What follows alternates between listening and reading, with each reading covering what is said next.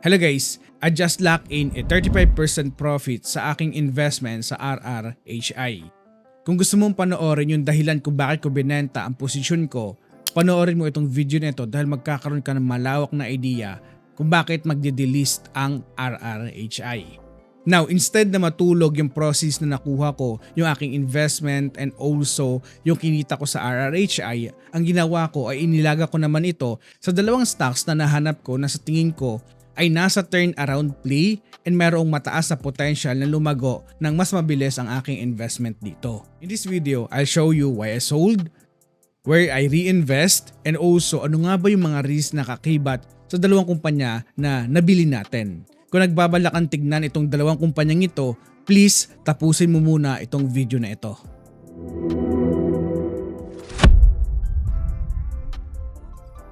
Now, unahin na natin itong pinakamalaking tanong. Bakit ko binenta ang kumpanya kahit na 35% pa lamang ang aking kinikita dito?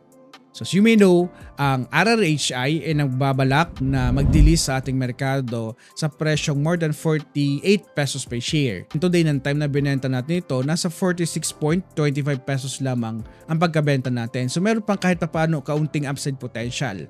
So mamaya ipapaliwanag ko ito bakit ako nag-decide na hindi na antayin yung tender offer kung sakaling mang matuloy ang kanilang pagdidelist. So ang pinakamagandang lessons na dapat nating maintindihan, kung bumili ka ng maayos sa isang kumpanya na pinaglagakan mo, ni-research mo ito ng tama, naiintindihan mo yung thesis na ginawa mo dito at the first place, at nag-exit ka with solid profit. Nag-exit ako sa RRHI hindi dahil pangit ang performance ng kumpanya o nag-deteriorate ng kanyang fundamentals dahil ito sa pag-exit nila. Dahil nakikitaan nila na sobrang hindi napapansin yung value ng RRHI sa market.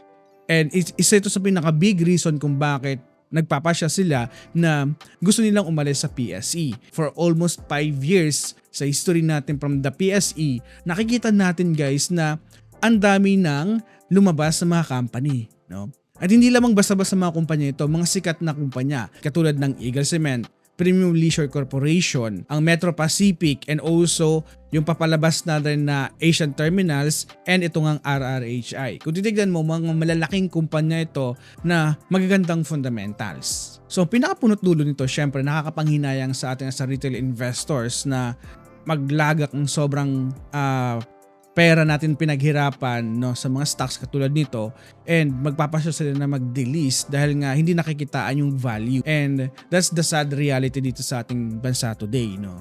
So bago natin puntahan yung dalawang kumpanya, tignan muna natin yung mga reason kung bakit natin binili itong RRHI sa link na ito. So itong video na ito ay pinost natin noong October 21, 2024. So ito yung kailan tayo bumili sa kumpanya. So hanapin lamang natin yung ating pagbili dito. Yan. So maganda yung thesis na ginawa ko dito dati sa RRHI. So nakabili tayo dito sa kumpanya sa 40 pesos per share.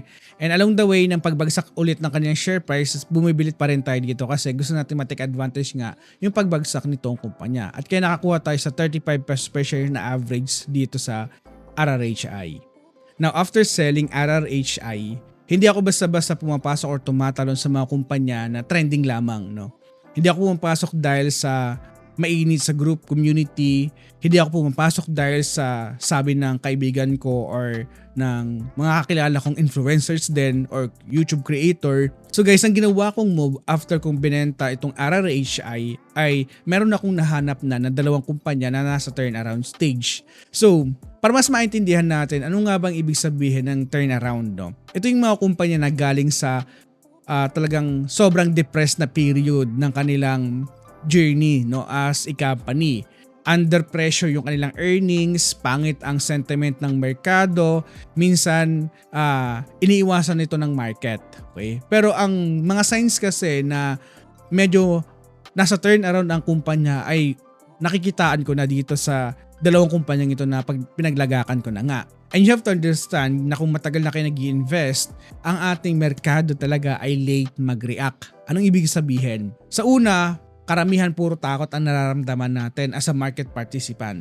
Sa pangalawang stage, counting recovery. So sa pangatlong stage, karamihan pa rin na hindi naniniwala na magre-recover isang stock. Biglang nag-boom, gumanda ang fundamentals. Tapos pag obvious na lahat gusto nang pumasok. Doon na pumapasok at hinahabol na yung presyo. Now, ang pinaka-take away no, as a long-term investors, ayaw natin ng obvious. So ang gusto natin makakita ng mga kumpanya na hindi pa sobrang sikat, hindi pa crowded yung mga tao na nag-i-invest dito, hindi pa pinag-uusapan ng karamihan. Pero meron ng ebidensya na paunti-unting nagbabagong fundamentals ang stock price. So itong criteria na ito, hindi ito galing sa akin.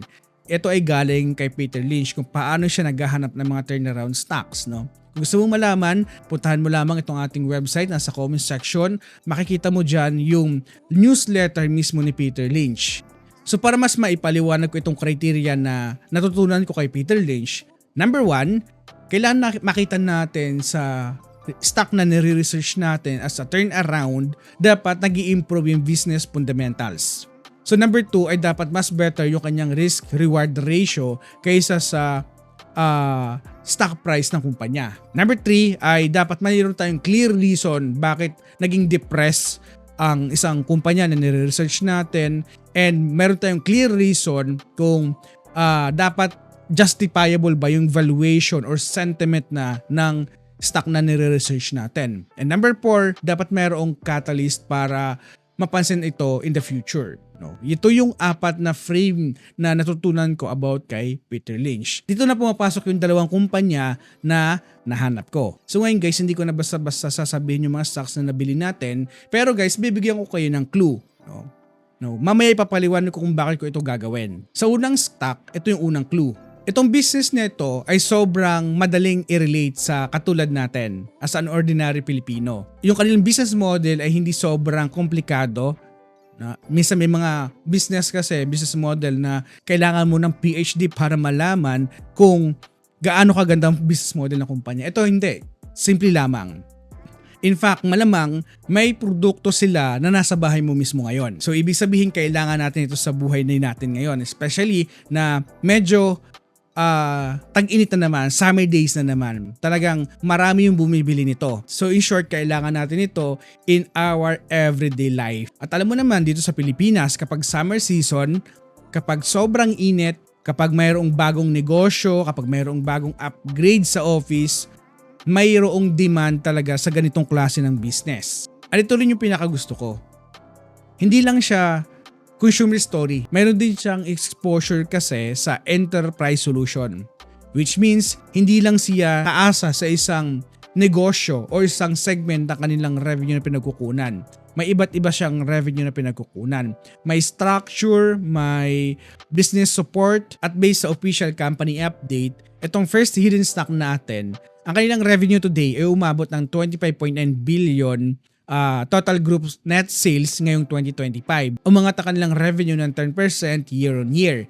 And also ang kanilang consolidated earnings naman ay umabot ng 1.1 billion pesos. So sa madaling salita, itong stock na napili kong una ay hindi siya yung hyper growth stock. Pero meron kasi siyang resilience, may scale, may ebidensya na nagbabago ang kanilang fundamentals at gumaganda ang kanilang pagpuproduce ng mga produkto nila. Para sa akin, kapag ako'y nagre-research ng mga kumpanya, lagi ko nilulugar ang aking pagre-research as a third person. Okay?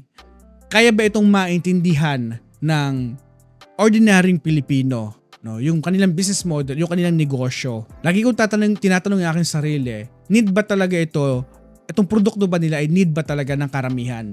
May brand ba sila talaga? May repeat demand ba talaga ang kumpanya? So kung isipin mo itong kumpanya na nahanap ko ay mayroong connected sa everyday life natin, sa household, sa bahay natin, sa enterprise, no, mayroong resilience sila pagdating sa sales, sa earnings, and also pwedeng makinabang syempre tayo as shareholders dito sa kumpanyang ito.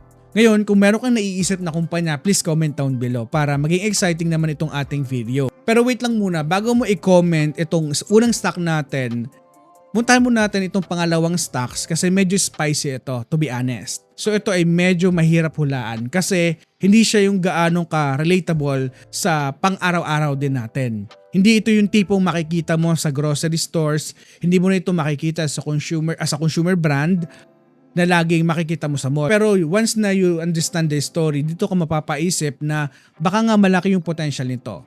So yung clue sa Stock number 2, this company is tied to electronic manufacturing. Itong kumpanya ay nasa mission critical industries. Anong ibig sabihin nito? Hindi ito yung simpleng buy and sell lamang ng mga electronics. Meron silang engineering department, may production, may industrial capabilities, may international footprint. At ang pinaka-importante na dapat mong malaman dito, bakit ako na-attract sa ganitong investment, no? Or ganitong investment opportunity. Para sa akin, ito ay tinatawag kong classic turned around case na nakita ko din also sa newsletter ni Peter Lynch. According to the company financial report ng 2025, so itong pangalawang kumpanya na nahanap natin ay nag-generate ng $996 million na revenue. At ang kanilang gross margin na nag-improve at ngayon ito ay nasa 9.6% na from 7.3%. And ang kanilang EBITDA ay nag-adjust by 42% to $65.6 million. And itong kagandahan sa kanila, naging profitable na sila today. Nagkaroon sila ng kita na $13.5 million na net income after the 2 years na strategic restructuring. Remember, strategic restructuring ang sinabi natin. Okay, so medyo mag-pause muna tayo ng sandali. That line alone is already interesting. Hindi ito yung story na baka lang kumita ito. May actual numbers na nakita ko, may actual improvement, may actual proof na gumagana yung changes na ginawa sa business na ito. Okay. At hindi lang ito guys, ang ginawa nila ay hindi lang puro press release.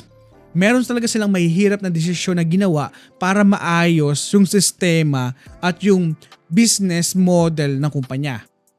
They sold the facility in Europe. They consolidated operations in China. They moved customer programs into more competitive parts or competitive plants. Ang nakagandahan dito, they even divested a non-core subsidiary that been dragging the performance of this company over the long run. Okay? And ito yung kagandahan at nakita kong potential na kung bakit paunti-unting gumaganda ang performance ng fundamentals ng kumpanya. So ang resulta, mas malinis ang business model, mas efficient ang operations, mas gumaan ang balance sheets ng kumpanya. And that's why nakitaan ko ng potential itong napili natin. At ito pa yung pinakagusto ko dito. They also generated 73.2 million in operating cash flow. And yung kanilang utang ay talaga nag-reduce from $265 million to $119 million na lamang ito.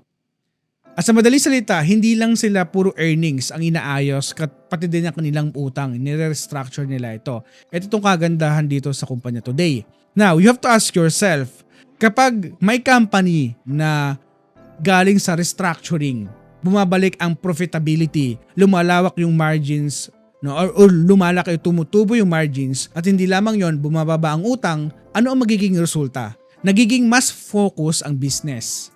Ang kagandahan din dito, meron din silang exposure sa automotive, industrial, power, electronics, communications, and medical sectors. No? So marami silang pwedeng supplyan na kanilang mga ginagawang electronic parts, electronic products. Ngayon guys, itong dalawang kumpanyang ito, ay hindi porket binili ko, sure win na yan. No? Hindi porket pinabanggit ko ito sa inyo, to the moon agad itong mga company. Hindi din syempre. No? Walang ganun sa stock market. Para sa akin kasi, nakitaan ko lamang ng potential itong dalawang kumpanyang ito. And also, if my thesis is correct, no? At pag nagre-rate ang mga analyst dito sa dalawang kumpanyang ito, I think malaki ang potential. Okay, so ngayon nabanggit ko na yung dalawang stock natin. So yung stock 1, relatable. Mayroong household adjustment as enterprise and resilient itong kumpanya.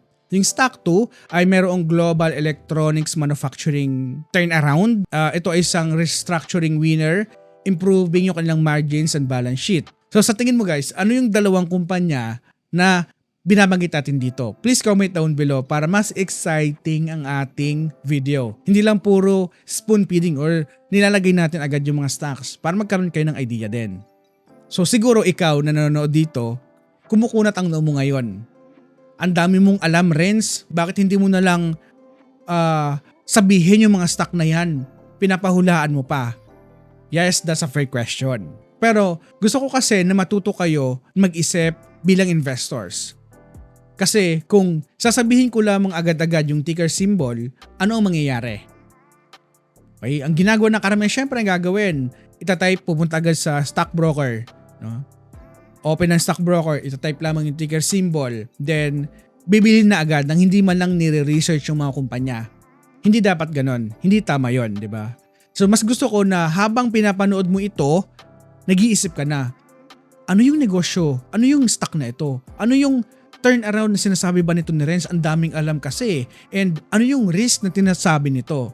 No? Bakit posibleng mag-turn around and underappreciated yung stock na binabagit nito? And also bakit nirotate dito ni Renz yung investment niya sa RRHI? Ano yung nakita niya dito? Diba? Mas gusto ko yung ganito yung approach nyo kaysa bibilin mo na agad yung mga kumpanya na binabanggit natin. Ito yung kagandahan kasi habang kine-question mo yung mga reason kung bakit ako nag-invest, magkakaroon ka ng malawak na idea. Magkakaroon ka ng foundation kung bakit ba, no? This is how real investing works, guys, no? Hindi ito parang Pokemon na parang gotta catch 'em all, no? Hindi ito parang raffle, hindi rin ito parang chamba-chamba lang. It's about capital allocation, discipline, and also conviction. At isa pa, engagement na nito para sa atin. So dito titignan natin kung gaano katalas yung stock picking natin, yung radar, yung mga range na abot natin ng mga kumpanya dito sa comment section. So kung gusto nyo sa next video, pwede kong i-reveal kung tama ba yung mga hula nyo na kumpanya. At gagawa natin ito ng malalim na breakdown bawat isa. No? Itong dalawang kumpanya na nabili natin. So if you want part 2, no, sa video natin today, please smash the like button and subscribe. And also share na rin itong video na ito sa mga kaibigan mong mahilig sa Philippine stock market. And also sa mga kaibigan mo na nagiging sugarol sa pag-invest dito sa ating merkado. Again, this is not financial advice. This is just a sharing of my thought process on how I invest sa market, my position, my personal strategy. And remember, in the stock market, hindi lang mahalaga kung ano yung mga binibili mo at also mayroon din tayong exit strategy. So guys, maraming salamat sa panonood. And I'll see you in the next one. This is Pessi Warrior na nagpapaalala na invest wisely and see you the other side. Pwede mo itong puntahan na ating PSE Warrior Academy. So dito ay mayroong more than 15 hours na structured videos na nakafocus lamang sa fundamentals.